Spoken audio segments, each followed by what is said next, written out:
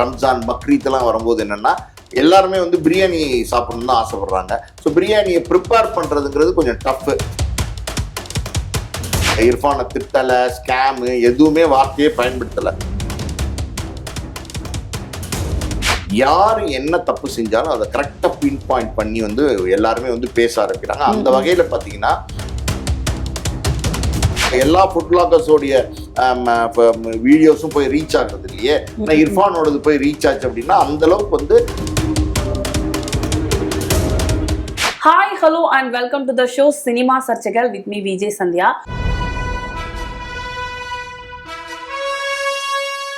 So இன்னைக்கு நம்ம கூட யார் இருக்காங்க அப்படின்னு பார்த்தீங்கன்னா Oscar movies producer Oscar Balaji Prabhu sir அவர்கள் தான் இருக்காரு. ஹாய் சார், வணக்கம். வணக்கம். அண்ட் எப்படி இருக்கீங்க சார்? நல்லா இருக்கேன். ஓகே, இன்னைக்கு நம்ம சினிமா சர்ச்சைகளை என்ன பேச போறோம் அப்படின்னு பார்த்தீங்கன்னா, ரீசெண்டா பிரியாணினாலே யாருக்கு தான் பிடிக்காது, அந்த பிரியாணியை வச்சு ஒரு சர்ச்சை வந்து கிளம்புச்சு.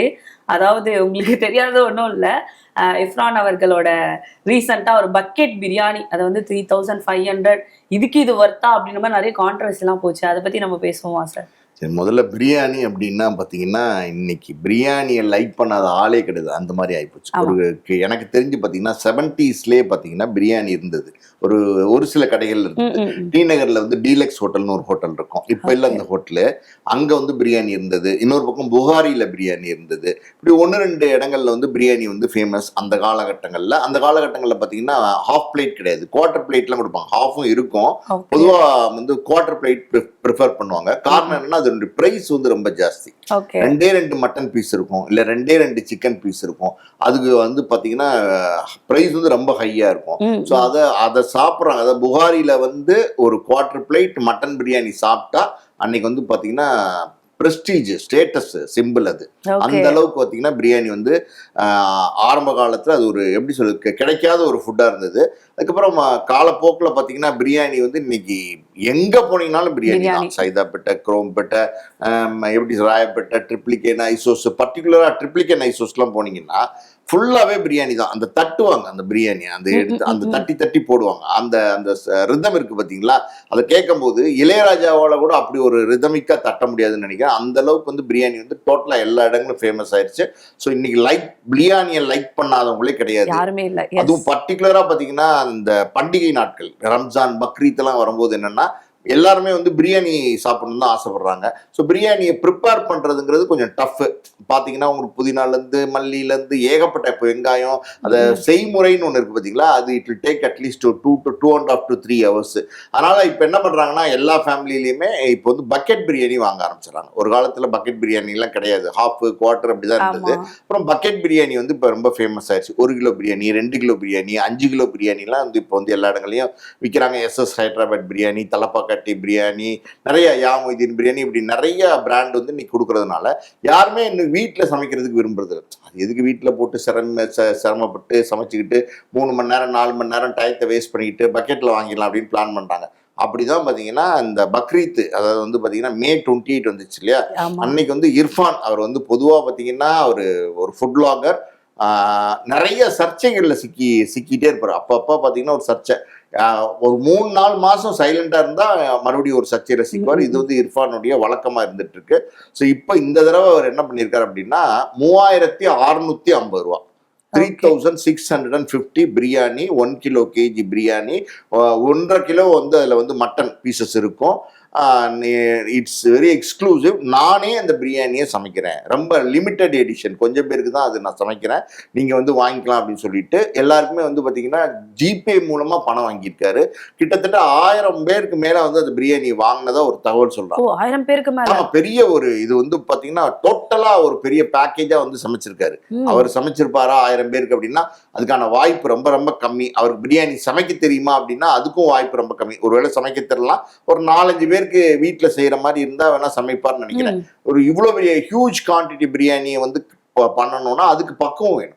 மாஸ்டர்ஸால தான் பண்ண முடியும். அது எவ்வளோ உப்பு போடணும், மிளகா போடணும், எல்லாமே தெரிஞ்சிருக்கணும் இல்லையா. ஸோ அப்படி வந்து கிட்டத்தட்ட நான் கேள்விப்பட்ட வகையில் வந்து 1000 பேர்கிட்ட கொடுத்துருப்பாருன்னு சொல்கிறாங்க. அந்த அளவுக்கு ஒரு பெரிய க்ரௌட் அண்ட் டிமாண்ட் இருந்தது.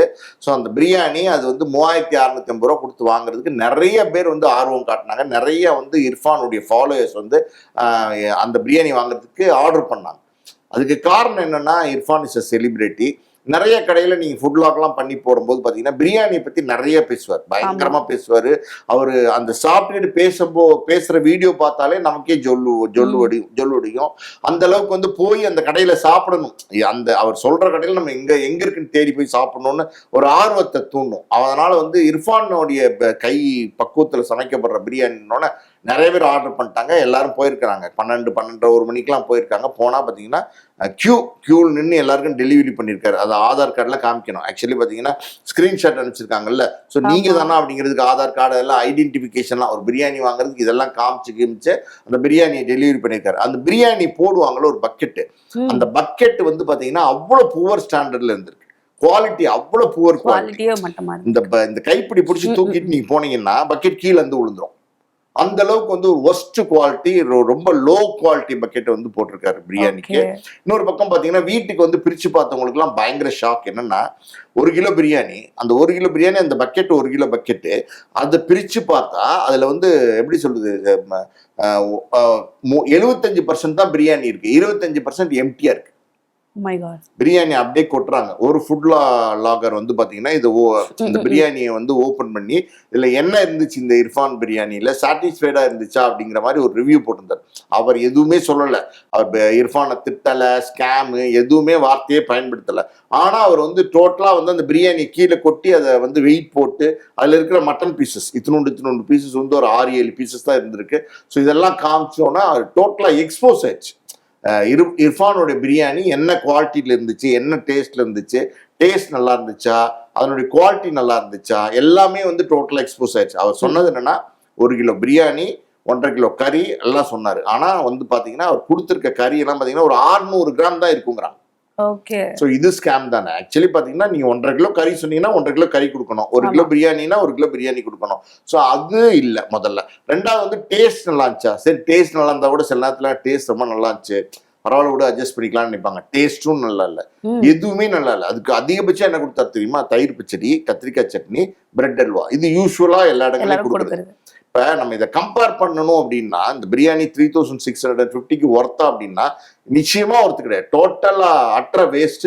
வாங்கினவங்க சாப்பிட்டவங்க எல்லாருக்குமே பாத்தீங்கன்னா அன்னைக்கு வந்து திருப்தி இல்லாம போச்சு. ஏன்னா இப்படி பண்ணிட்டாரே இர்ஃபான் அப்படின்னு நிறைய பேர் வந்து விமர்சனம் பண்ண ஆரம்பிச்சிட்டாங்க. இதே காலகட்டத்துல பாத்தீங்கன்னா SS ஹைதராபாத் பிரியாணின்னு ஒரு பிரியாணி இருக்கு, நிறைய இடங்கள்ல பாப்புலரா இருந்துட்டு இருக்கு. அதுல நான்லாம் வாங்குவேன், ரெகுலரா வாங்குவேன். 2400 நினைக்கிறேன், முதல்ல 2300, இப்போ ஒரு 100 rupees ஹைக் பண்ணி 2400. ஒரு 5 பேர் சாப்பிட்ற மாதிரி இருக்கும். மேபி அதுவும் 1 கிலோ தான். இவ்வளவு பெரிய பீஸ் வந்து ஒரு 10 to 12 பீஸ் இருக்கும். அவிச்ச முட்டை ஒரு 5 முட்டை, அப்புறம் வந்து பாத்தீங்கன்னா நம்ம சிக்கன் 65 பெரிய பெரிய பீஸ் ஒரு 5 பீஸ். இது இல்லாம கத்திரிக்காய் சட்னி, ரைத்தா, பிரெட் அல்வா, அதுக்கப்புறம் பாத்தீங்கன்னா டிஷ்யூ பேப்பர் பிளேட்ஸ், அந்த பிரியாணியை எடுத்து சர்வ் பண்றதுக்கு வந்து பிளாஸ்டிக் கரண்டி எல்லாமே அவங்க கொடுக்குறாங்க. பேக்கேஜ் மாதிரி கொடுக்குறாங்க. பிரியாணியும் டேஸ்டா இருக்கும், நல்லாவும் இருக்கும். நீங்க வாங்கி சாப்பிட்டீங்கன்னு வச்சுக்கோங்களேன், உங்களுக்கு அந்த முழு திருப்தி கிடைக்கும். ஆனா இர்ஃபானோட பிரியாணியில 3650 ரூபாய் வாங்கிட்டு அதுக்கான ஒர்த்தே இல்லை. எல்லாரும் என்ன சொல்றாங்கன்னா ஹார்ட்லி அபவுட் 600 to 700 தான் அது வந்து இந்த பிரியாணிக்காண்டி அவர் ஸ்பெண்ட் பண்ணியிருப்பாரு.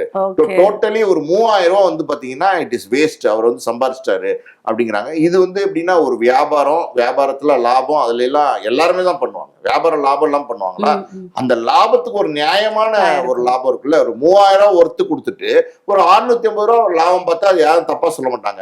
ஆனா மொத்தமா 650 ரூபாய் செலவழிச்சுட்டு 3000 ரூபாய் லாபம் பாக்குறாரு அப்படின்னும் போது இது வந்து பெரிய பேச்சு பொருளா மாறி இருக்கு.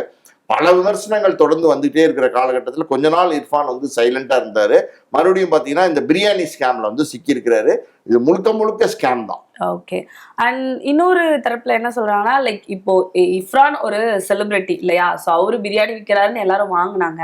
இதே மாதிரி வேற ஒரு செலிபிரிட்டி தமிழ் சினிமாலயோ இல்ல ஹிந்திலயோ கன்னடம்லயோ அந்த மாதிரி ஒரு செலிபிரிட்டி இருந்து அவங்களும் இந்த மாதிரி ஒரு பிரியாணி சேல் பண்ணி இதே பிரைஸ்க்கு கொடுத்தா மக்கள் அதை வாங்குவாங்க. ஆனா அதை கான்ட்ரவர்சியா பேச மாட்டாங்க, இது இர்ஃபான்ன்றதால தான் பேசுறாங்க அப்படின்ற மாதிரி சொல்றாங்க.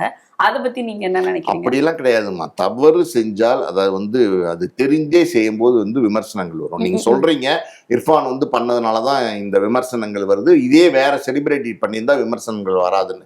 யாரு பண்ணியிருந்தாலும் விமர்சனங்கள் வரும். இன்னைக்கெல்லாம் அப்படின்னா இணையதளங்கள் சோசியல் மீடியா வந்ததுக்கு அப்புறம், இன்னைக்கு எப்படி சொல்றது, இன்டர்நெட் காலம் வந்ததுக்கு அப்புறம் யாரு என்ன தப்பு செஞ்சாலும் அதை கரெக்டா பின் பாயிண்ட் பண்ணி எல்லாருமே பேச ஆரம்பிக்கிறாங்க. அந்த வகையில பாத்தீங்கன்னா இர்ஃபானுக்கு இது புதுசு இல்லை. இதுக்கு முன்னாடியே பாத்தீங்கன்னா அவர் துபாய்க்கு போய் ஜெண்டர் என்னன்னு ஸ்கேன் பண்ணிட்டு இங்க ஆனா பெண்ணா அவருடைய குழந்தைங்கிறது ஒரு ஹோட்டல்ல வச்சு அவர் ரிவீல் பண்ணாரு. அது ஒரு கான்ட்ரவர்சி ஆச்சு. அதுக்கப்புறம் பாத்தீங்கன்னா இப்ப மனைவி பிரசவம் பண்ணும்போது கணவன் கூட இருக்கலாம். காரணம் என்ன அப்படின்னா, பெண்கள் அந்த பிரசவ நேரத்துல என்ன வேதனைப்படுறாங்க அப்படிங்கிறத ஆண்களும் தெரிஞ்சுக்கணும், கணவனும் தெரிஞ்சுக்கணுங்கிறதுக்காண்டி கூட இருக்கலாம், ஆபரேஷன் தியேட்டருக்குள்ள இருக்கலாம், பெர்மிட்டட். அப்படி இருக்கும்போது கூட இருந்த அவரு தொப்புள் கொடியை போய் வெட்டிருக்காரு. தொப்புள் கொடியை இவர் வெட்டுறதுக்கு இவருக்கு எந்த ரைட்ஸுமே கிடையாது. அது சட்டப்படி ரொம்ப ரொம்ப தப்பு. எப்படின்னா, இது ஒரு மருத்துவம் படிச்ச டாக்டர், பர்டிகுலர்லி சர்ஜன் மட்டும்தான் அதை தொப்புள் கொடியை கட் பண்ண முடியும். இர்ஃபான் கட் பண்றதுக்கு எந்த ஒரு இதுவும் கிடையாது, உரிமையும் கிடையாது, ரைட்ஸ் கிடையாது. மட்டும் இல்ல, சட்டப்படி தப்பும் கிடையாது. அதை அவர் செஞ்சாரா இல்லையா, அதை ஒரு வீடியோவா எடுத்து போட்டாரா இல்லையா, இதெல்லாம் எதுக்கு நான் கேட்கிறேன். கல்யாணம் ஆச்சு அப்படின்னா எல்லார் வீட்லயும் பெண்கள் கருவுருவாங்க, குழந்தை பிறக்கிறதுக்கு பேர் காலம் வரும், குழந்தை வித்துக்குவாங்க, எல்லாம் இருக்குதான் செய்யும். இதுல அதிசயம் ஒண்ணு இல்லையே. இது ஆனா பெண்ணான்னு தெரிஞ்சு இப்ப என்ன பண்ண போறாங்க? நான் ஒரே ஒரு கேள்வி கேட்கிறேன். இர்ஃபானுடைய குழந்தை ஆனா பெண்ணான்னு தெரிஞ்சு நம்ம என்ன செய்ய போறோம்? அதுல என்ன பெரிய நமக்கு ஒரு சர்ப்ரைஸ் இருந்துற போகுது. ரெண்டாவது அவர் துப்புள் கொடி வெட்டுற வீடியோலாம் எடுத்து போடுறதுங்கிறது எதுக்காக அதை செய்ய வேண்டியிருக்கு? It is a private room, ஒரு ஆபரேஷன் ரூமோ, ஒரு பெண் பிரசவிக்கிற இடத்து முழுக்க முழுக்க ஒரு பிரைவேட்டான ஒரு ரூம். அதுக்குள்ள டாக்டர்ஸ் இருக்கலாம், அவங்க கடவுளுக்கு சமம். அதே மாதிரி கணவன் இருந்திருக்கிறாரு, அதை ஒரு வீடியோ எடுத்து போறாரு, அது ஒரு வியூஸ் பண்றாரு. ஸோ இதெல்லாம் தொடர்ந்து பாத்தீங்கன்னா, அப்புறம் இந்த நம்ம SRM காலேஜ் இருக்குல்ல, காட்டாங்குளத்தூர், அதுகிட்ட ஒரு நைட் டிரைவ் கார் ஓட்டிட்டு வரும்போது பாத்தீங்கன்னா ஸ்பீடா ஒரு துப்புரவு தொழிலாளி ஒரு பெண்ணை பாத்தீங்கன்னா அடிச்சு அவங்க ஸ்பாட்லயே இறந்து போயிட்டாங்க. அந்த காரை ஓட்டிட்டு வந்தது இர்ஃபான் தான் சொல்றாங்க. ஆனா அன்னைக்கு அது மறைக்கப்பட்டது, சிசிடிவி கேமராலாம் அங்க இல்லைன்னு சொல்லப்பட்டது. அவர் விடுவிக்கப்பட்டார் அன்னைக்கு. அதுல இருந்து அதை கனெக்ட் பண்ணி பேசினாங்க. அங்க இருந்தவங்க எல்லாம் சொன்னாங்க இந்த காரை ஓட்டிட்டு வந்தது இர்ஃபான் தான் சொன்னாங்க. அங்க இருந்த பப்ளிக் ஒண்ணுக்கு கேதர் ஆவாங்கல்ல, அவங்க எல்லாம் சொன்னாங்க. ஆனா அது இர்ஃபான் மறுத்தார். ஆனால் இர்ஃபான் தான் ஓட்டிட்டு வந்திருக்கார் நிறைய பேர் சொன்னாங்க. பட் இருந்தாலும் அன்னைக்கு அதுலயும் ஒரு சிக்கலை.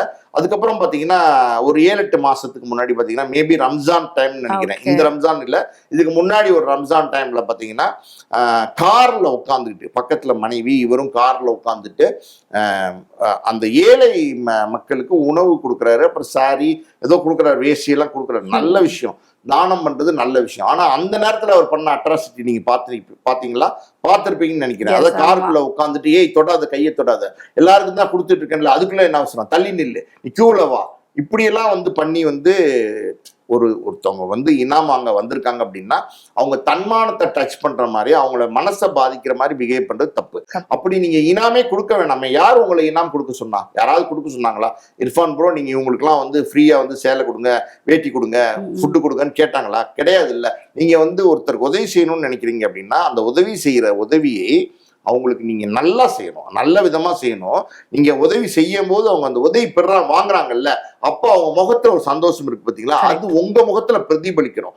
அதுதான் சரியான உதவி. இதெல்லாம் இந்த மாதிரி தொடர்ந்து சர்ச்சைக்குள்ள சிக்கிட்டே இருக்காரு. இப்ப இந்த பிரியாணி சர்ச்சைக்குள்ள சிக்கியிருக்காரு. ஸோ இர்ஃபான் பண்ணதுனாலதான் இது சர்ச்சையாச்சு அப்படின்னு சொல்லவே முடியாது. இர்ஃபான் பண்ணது சர்ச்சையான விஷயங்களை தான் இர்ஃபான் பண்றாரு, அதனால வேணா சிக்கிட்டார் அப்படின்னு நம்ம சொல்லலாம். வேற செலிபிரிட்டி பண்ணியிருந்தாலும் இதே மாதிரி பண்ணியிருந்தாலும் நிச்சயமா இன்னைக்கு இணையதளங்கள்ல எல்லாருடைய தவறுகளையும் சுட்டிக்காட்டி பேசிட்டு தான் இருக்காங்க. நிச்சயமா அவங்களையும் சுட்டிக்காட்டி பேசுவாங்க. ஓகே. அண்ட் இன்னொரு விஷயம் என்னன்னா, நிறைய பெரிய படங்கள் வந்தாலோ இல்ல ஒரு படத்தோட ப்ரொமோஷன்னாலும் பாத்தீங்கன்னா இர்ஃபானோட தான் தேடி போறாங்க. ஸோ அதை பத்தி நீங்க என்ன நினைக்கிறீங்க? ஏன்னா நீங்க எந்த பெரிய படங்கள் வேணாலும் பாருங்களேன், எல்லாருமே அவர்கிட்ட போயிடுவாங்க ப்ரொமோஷனுக்கு. இந்த ப்ரொமோஷனே எனக்கு தெரிஞ்சு நிறைய வரும் தான் நினைக்கிறேன். அதை பத்தி நீங்க என்ன நினைக்கிறீங்க? இதெல்லாம் ஒன்றும் நம்ம தப்பு சொல்ல முடியாது. இன்னைக்கு பாத்தீங்கன்னா இன்ஸ்டா இன்ஃப்ளூயன்சர்ஸ் எல்லாம் இருக்காங்க இல்லையா, அவங்கலாம் நிறைய பேர் ஃபாலோவர்ஸ் வச்சிருக்காங்க. ஸோ அதனால ஒரு படம் வரும்போது பாத்தீங்கன்னா ப்ரொமோஷன், இது ஒரு மீடியா, அந்த மீடியால டிஃப்ரெண்ட் கேட்டகரி ஆஃப் ப்ரொமோஷன்ஸ் இருக்கு. நியூஸ் பேப்பர் ப்ரொமோஷன்ஸ் இருக்கு, டிவி ப்ரொமோஷன்ஸ் இருக்கு, ரேடியோ ப்ரொமோஷன்ஸ் இருக்கு, யூடியூப்ல விளம்பரங்கள் கொடுக்குறாங்க. அப்படி இருக்கும்போது இன்ஸ்டா இன்ஃப்ளூயன்சர்ஸ்ட அவங்க அந்த அந்த கண்டென்ட்டை கொண்டு போய் சேர்க்கறதுக்கு ப்ரொமோட் பண்றாங்க. அது வந்து நம்ம தப்பா சொல்ல முடியாது. ஏன்னா வந்து தக் லைஃப் மாதிரி பெரிய படங்களே பார்த்தீங்கன்னா அது ரிலீஸ் நேரத்தில் வந்து 400 இன்ஸ்டா இன்ஃப்ளூயன்சர்ஸ் வந்து கூப்பிட்டு வந்து ஒரு ரிசார்ட்ல மகாபலிபுரத்தில் தங்க வச்சு அவங்களுக்கு தேவையான எல்லா ஸ்பெசிலிட்டி ஃபுட் எல்லாம் கொடுத்து அவங்களுக்கு என்டர்டைன்மெண்ட்லாம் கொடுத்து அவங்களுக்கு அந்த படத்தை ப்ரொமோட் பண்ணி சொன்னாங்க. ஸோ அது வந்து நம்ம தப்பா சொல்ல முடியாது. இப்போ இர்ஃபான் அப்படின்னா ஒரு டெலிவரி பாயிலிருந்து பார்த்தீங்கன்னா இர்ஃபான் வந்து இவ்வளோ பெரிய உயரத்துக்கும் உச்சத்துக்கும் வந்திருக்காரு. இப்போ தமிழ்நாட்டு மக்களுக்கு இர்ஃபானை தெரியாதவங்க யாருமே இருக்க மாட்டாங்க. இன்னும் சொல்ல போனால் உலக நாடுகளில் இருக்கிற தமிழ் மக்களுக்கு கூட இர்ஃபானை வந்து தெரியும். He is very well famous food vlogger. அவருடைய ஃபுட் வ்ளாக் பேட்டர்ன் இருக்கு பார்த்தீங்களா, அது ரொம்ப டிஃப்ரெண்டாக இருக்கும். ஆள் வந்து நல்ல வெயிட்டாக இருப்பார், ஹெஃப்டியாக இருப்பார். அந்த உடம்பை தூக்கிட்டு போய் நடந்து போகிறது, ஒரு உட்கார்றது, டேபிளில் அந்த ஃபுட் சர்வ் பண்ணும்போது அவர் சொல்கிற விதங்கள், அதை சாப்பிட்டு வந்து அதை வந்து மக்கள்கிட்ட அதை எடுத்துகிட்டு கொண்டு போய் நிறைய ஃபுட் வ்ளாகர்ஸ் இருக்காங்க. எல்லாரும் எல்லா ஃபுட் வ்ளாகர்ஸோடைய வீடியோஸும் போய் ரீச் ஆகுறது இல்லையே. இர்ஃபானோடது போய் ரீச் ஆச்சு அப்படின்னா அந்த அளவுக்கு வந்து எக்ஸ்க்ளூசிவா தனித்துவமா அந்த பண்ணாரு. அது நல்லா இருந்தது, மக்களுக்கு பிடித்தது, அதனால மக்கள் அதை ரசிச்சாங்க. ஆனா அதே காலகட்டத்துல நீங்க வந்து பாத்தீங்கன்னா இர்ஃபான் வந்து அடுத்தடுத்து நிறைய வீடியோஸ் எல்லாம் போட்டார். இந்த மாதிரி ஆரம்பத்துல போட்ட வீடியோஸ் அதெல்லாம் ரொம்ப நல்லா இருந்தது. அந்த ஹோட்டல் நீங்க தேடி போய் பாத்தீங்கன்னா அந்த ஹோட்டல்ல உண்மையாலுமே ஃபுட்டும் குவாலிட்டியாகவும் நல்லாவும் டேஸ்டாகவும் இருந்தது. அதுக்கப்புறம் என்ன ஆக ஆரம்பிச்சிட்டாரு அப்படின்னா காசு வாங்கிக்கிட்டு, அதாவது 1 லட்சம் 2 லட்சம் அப்படி வந்து காசு வாங்கிட்டு எல்லா ஹோட்டல்லையும் போய் வந்து லாக் பண்ண ஆரம்பிச்சார். ஃபுட் லாக் பண்ணாங்க. இந்த நல்லாவே இல்லாத ஹோட்டலா இருக்கும், டேஸ்டே நல்லா இருக்காது, குவாலிட்டி நல்லா இருக்காது, ஹைஜீனா இருக்காது, எதுவுமே இருக்காது. ஆனா அவர் வந்து பாத்தீங்கன்னா ஒரு 2 லட்சத்தை வாங்கிட்டு அங்க போய் உட்காந்துக்கிட்டு இந்த சூப்பரா இருக்கு, அது சூப்பரா இருக்கு, இது சூப்பரா இருக்கு ரிவ்யூ பண்ணி போட ஆரம்பிச்சார். அது கூட தப்பு தான். நீங்க உங்களை ஒருத்தவங்க நம்புறாங்க, இர்ஃபான் வந்து ரிவ்யூ பண்ணா நல்லா இருக்கும், இர்ஃபானுடைய ரிவ்யூஸ் பண்ற ஹோட்டலுக்கு நம்ம நம்பி போய் சாப்பிடலாம் அப்படின்னா யாரு அந்த நம்பிக்கை வருதுல உங்க மேல, ஒரு ட்ரஸ்ட் உங்க மேல கிரியேட் ஆகுதுல்ல, அந்த ட்ரஸ்ட்டை நீங்க பிரேக் பண்றதே ஒரு தப்பு தானே. நீங்க நல்லா இல்லாத ஹோட்டல்ல காசை வாங்கிட்டு கமர்ஷியலா நீங்க வந்து லாக் பண்றது அது கூட ஒரு தப்பு தான். அது மாதிரி வந்து தொடர்ந்து வந்து நிறைய தப்புகள் செய்யறாரு. பட் ஆனா வந்து பாத்தீங்கன்னா செலிபிரிட்டிஸோட போறது, வீடியோஸ் எடுத்து போடுறது, அவங்களோட இன்டர்வியூஸ் போடுறது, படம் ப்ரொமோஷன் நேரத்தில் நிறைய பேர் பாக்குறது, அதெல்லாம் நம்ம தப்பா சொல்ல முடியாது. அதெல்லாம் வந்து எல்லாரும் வந்து சம்பாதிக்கிறதுக்கு தானே இருக்கும். அதனால அதையும் வந்து நம்ம குற்றமா சொல்ல முடியாது. பட் இந்த மாதிரி நல்லா இல்லாத ஹோட்டல்ல போய் லாக் பண்ணி நல்லா இருக்கு ஃபுட்டுன்னு சொல்றதுங்கிறது தப்பு தான். Okay sir, and super. இன்னைக்கு வந்து டாபிக் ரொம்பவே இன்ட்ரெஸ்டிங்காக இருந்தது. Thank you so much for coming sir. நன்றி. என்ன வியூவர்ஸ், இன்னைக்கு எபிசோட் பார்த்துருப்பீங்க, ரொம்பவே இன்ட்ரெஸ்டிங்காக இருந்திருக்கும். இதே மாதிரி வேற ஒரு எபிசோட்ல நான் வந்து உங்களை மீட் பண்றேன். Until then, bye from Sandhya, signing off from Cinema Sarchayar.